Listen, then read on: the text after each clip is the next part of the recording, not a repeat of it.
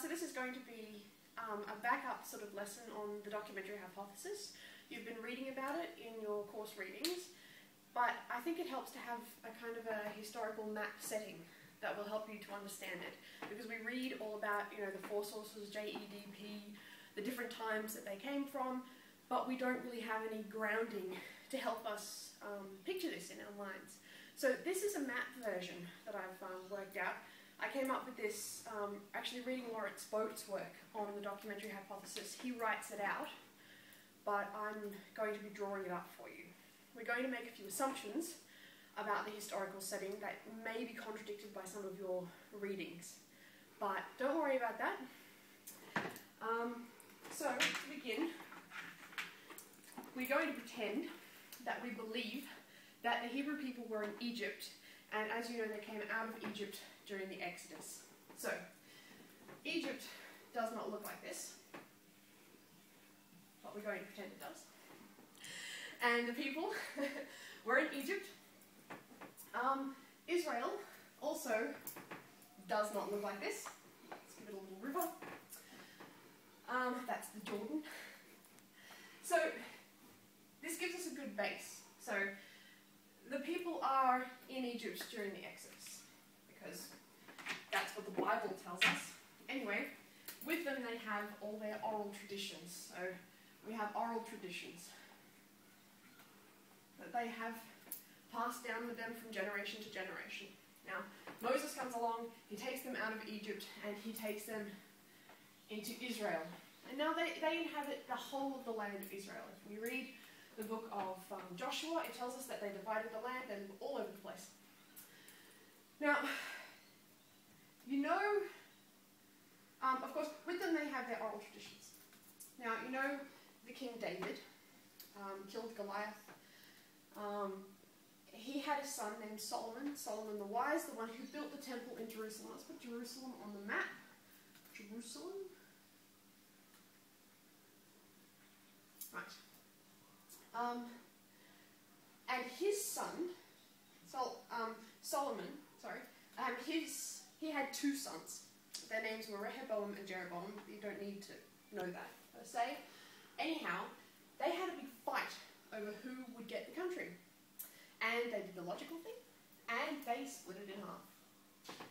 Now, Jeroboam goes to the north. Rehoboam gets the south. From that period onwards, we call the south Judah, because it is primarily inhabited by the tribe of Judah. And we call the north Israel. So it's not all Israel anymore. Israel, Judah. And Jeroboam sets up a couple of shrines at places called Dan and Bethel. Now, remember they had the oral traditions. Down here in the south, the Yahwist tradition develops. Some would argue that it has developed a little bit before that, and that the Yahwist tradition evolved from it. I don't want to get into that kind of semantic with you. I just want you to be able to pictorialize the entire thing. Now, if you think about the characteristics of Jay's writing, Jay is very anthropomorphic. It's very sort of temple-centric. The temple is in Jerusalem. The temple is where God lives. God eats, sleeps, does everything at the temple. God is physically present in Judah. And then you can remember that. Judah, Jay, the Yahwist, anthropomorphism, because that's where God lives. So the characteristics match this. Now, up here in the north, the Elohist tradition develops. Because these places at Dan and Bethel, they are not temples. They are sanctuaries. While the temple is somewhere that God lives, walks and talks and interacts with priests and things, and you take your sacrifices directly to him, the sanctuaries at Dan and Bethel, you took your sacrifices to the sanctuary and burnt them on the altar, and the goodness went up to the Lord, and the Lord was in the heavens. So God did not live physically at the sanctuaries. If you consider the characteristics of the Elohist source, they never portray God as anthropomorphic. God is always in dreams, in angels. God does not physically live in Israel. Now, at a certain point, and I don't want to go into too much dates because I don't want everybody to focus on dates. I want you to focus on the progression.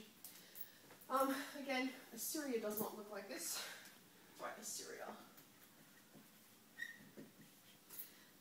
Assyrians came and they invaded Israel. Now, some people were lucky enough to be able to run away. Everyone else was deported or killed. And the people who ran away took with them the Elohist tradition. So now we have a combined JE back down here in Judah. Now, at the same time that this was happening, the Deuteronomist source develops.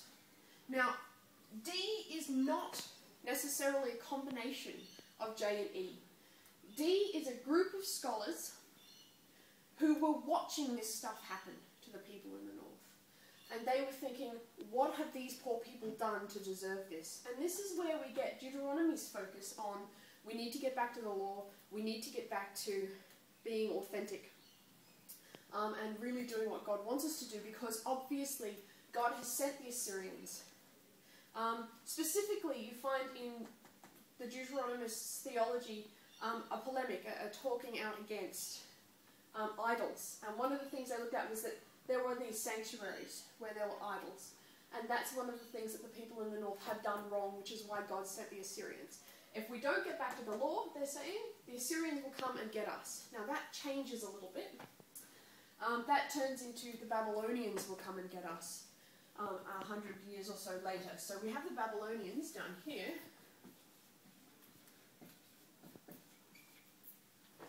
Now, 587 is the date of the Babylonian exile. And at that point, the Babylonians came and conquered Judah and took the people into exile in Babylon. Now, it was in exile, and of course the people take with them these three traditions now. We have J, E, and D.